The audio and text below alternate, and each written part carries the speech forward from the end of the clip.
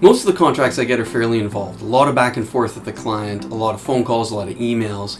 Then you have to actually go on site, take all the pictures, and then when I come back, I go through hundreds, sometimes thousands of pictures in order to give the clients the best ones.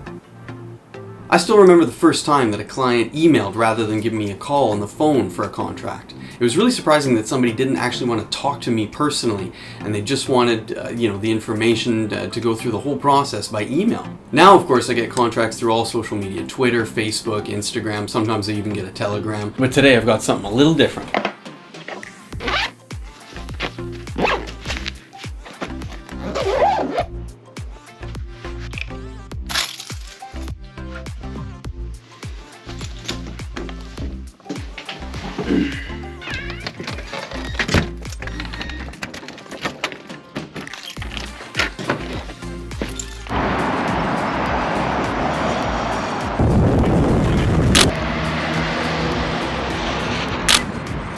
So if you can't tell, this was a contract for a billboard and advertising company. The big difference between this and other shoots is just the simplicity of it.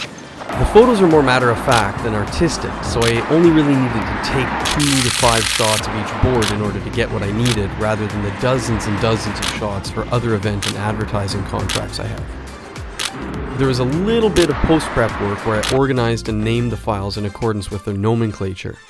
But the organizational time is all stuff you have to fit into the contract monetarily. Time is literally money, and just about everybody understands that.